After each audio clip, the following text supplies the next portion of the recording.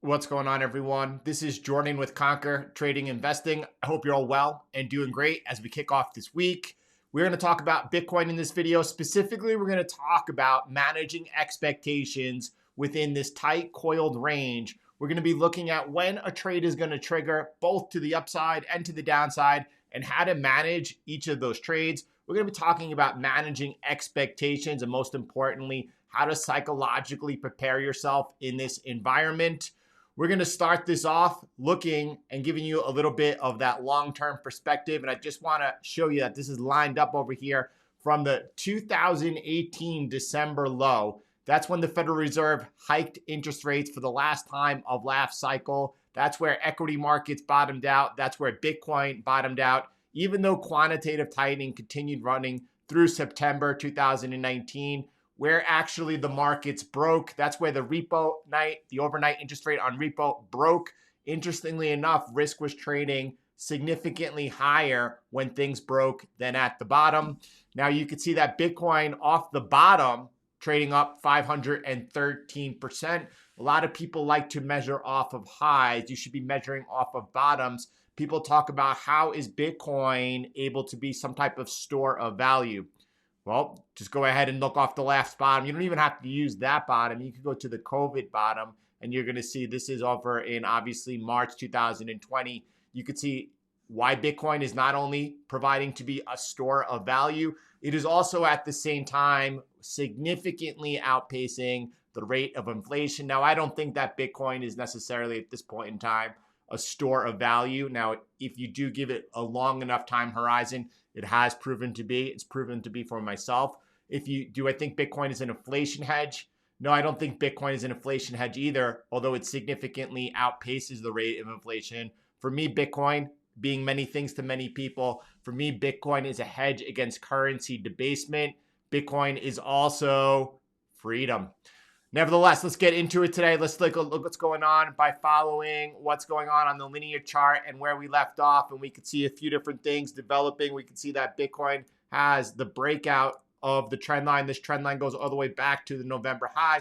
Everybody is familiar with it. And technically still by a thread, I think it was $50 when we looked at that, that was still hanging in there. And we've had a breakout. Now we had a retest into that trend line, and price now is neutral in no man's land. Since we left off, you could see that price has actually come back in for another retest and is just coiling. When I say another retest, you could see this light line over here, this light green line, and that continues right now holding as support.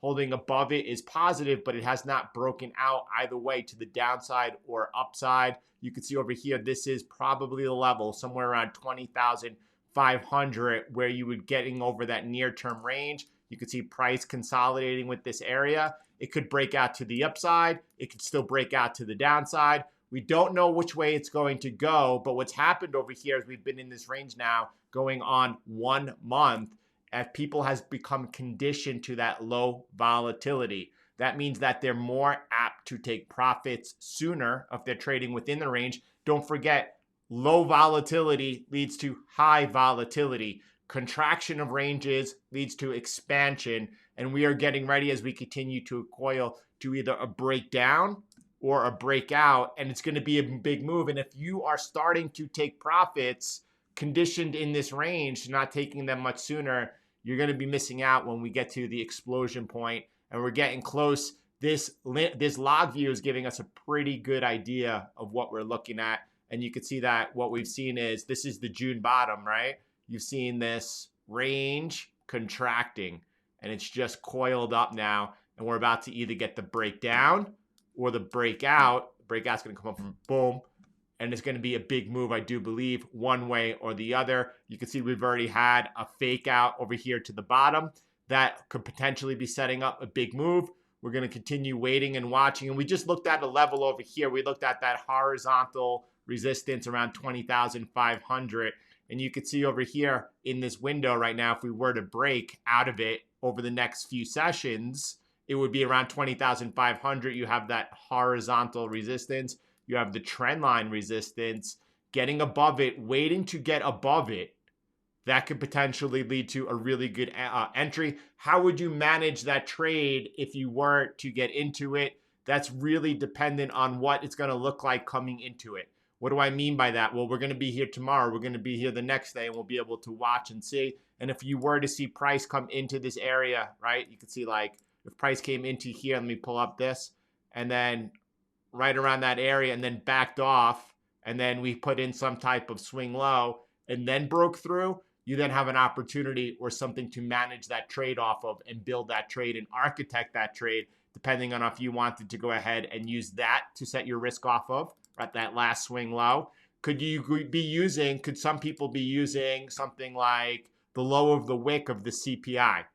Yeah, I mean, it seems to me pretty safe. It seems to be pretty far. You're at that point looking at a trade that is roughly, let's call it close to $1,800, $2,000 in distance. Would mean that if you were risking over here 2%, you would need price to move up, 22,000 in order to just have a 1-to-1 ratio. Now, you would be targeting most likely two different things. First target on a breakout to the upside is targeting around 25,000, right? And then more importantly, probably is going to be this resistance. This resistance in this area, depending on if we were to get a breakout or not, would also be showing us some resistance off the lunar low. Whether you looked at the wick up, that's 25,000, so that plays out perfectly. Or where we saw price consolidate into that support area over here, that should be providing resistance on the way up. Those look like expectations of what we would see if we saw a breakout out of this wedge pattern.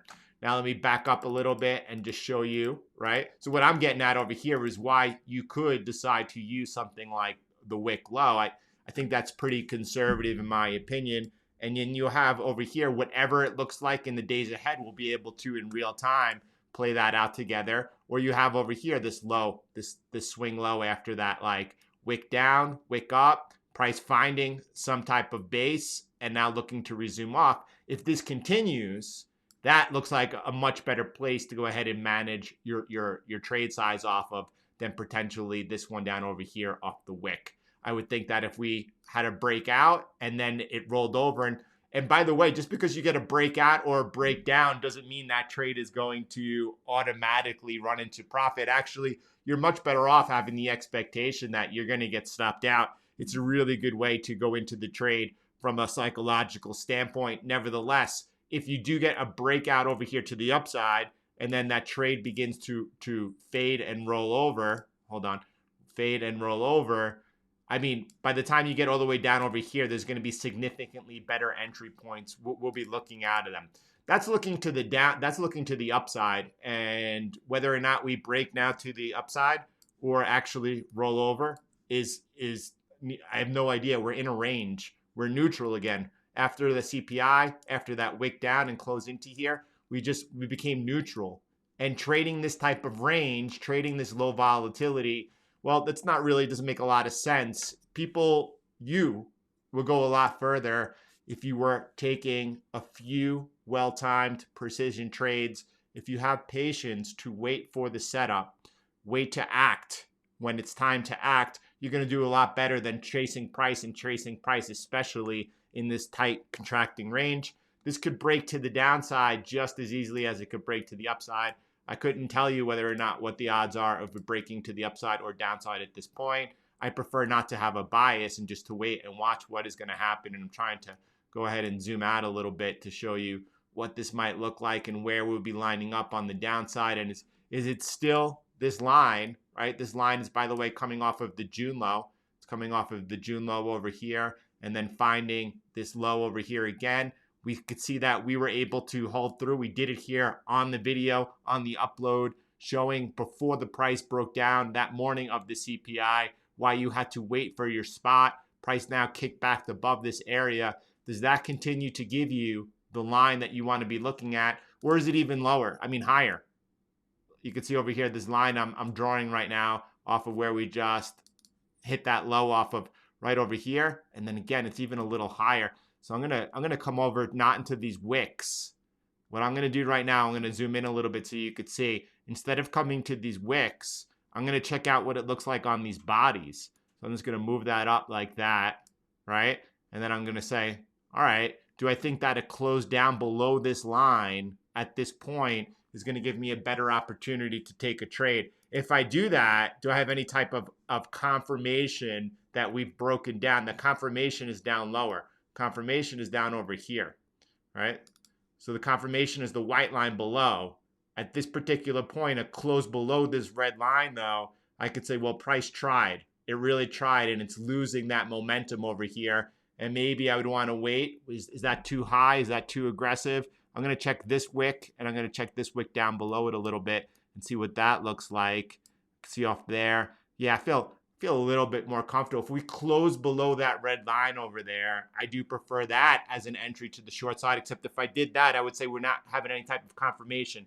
Confirmation is going to be below the white line. So what I would do in this case, if I were to take that trade below, if we close below that red line, I would have my stop tighter, wherever, not below this wick over here. If this, wherever this high comes out, if this high comes up higher, this current move up off the bottom, if it came up higher than this wick, or if it came up lower, if we close below, and I'm going to take that early entry, I'm going to say it's wherever we peaked out over here. That's how I'd manage my stop off of. I wouldn't manage it up over here. It would be an aggressive trade. It would be a little bit before the confirmation. That's one way to do it. I think that's the right way to do it. Or if you were waiting for price to break below, if you were really waiting right now and you're saying, all right, well, I'm going to continue showing that patience and I'm waiting either for a breakout above here or a break down below here. Still a beautiful, beautiful way to go. Over here at the NASDAQ, let's take a look what's going on because this is quite interesting over here. I'm starting over here. You can see from 2022, we've been in this tremendous bear market, this tremendous down move, only a couple of times to see a potential change of trend. Every single rip, and there's one rip here, there's another rip there, obviously continued to get sold. We looked at the low of March. Here was the low of March. This is when the Fed began raising rates over here. And we looked at that low as being when we would be looking for a significant increase in the lower lows. That has played out. But look over here at the June low. And that's where I'm focusing right now my mouse. And you could see that price, the low coming in somewhere around 11,090. And you could see that's where price is right now at this particular moment, looking to get back above that June low. That's a significant level. Price able to get back above that low, and you could see that happened over there and then sold off right away. If price is able to get above and hold that June low, we have the potential to see some type of bounce in play. That bounce could definitely become some type of bear market rally, but all of that is going to be dependent over the next 2 weeks as we're looking at a barrage of earnings and what those earnings not only come in as, but what the forecasts are going into the next quarter, the fourth quarter. That's what's going to run the market from here. Any type of hold above the June low, right? And then any type of, let's say, bounce that would beget buying. And then that's going to beget buying from CTAs. And at the end of the month, the blackout window ends. That's when buybacks, corporate buybacks enter the market. People say, where are the buyers? It's almost where are the sellers? People aren't really looking to sell. People are hedged to the options market. Buyers come in at the end of the month. You're looking at $5 billion a day throughout November and December, corporate buybacks. What happens between now and then, we're going to have to take it day by day. Listen, thanks for being here this morning. If you enjoyed this upload, go ahead and hit the like button. If you're new here, subscribe to the channel. We'll be here each and every day navigating these markets together. Have a beautiful day, everyone. I'll talk to you soon.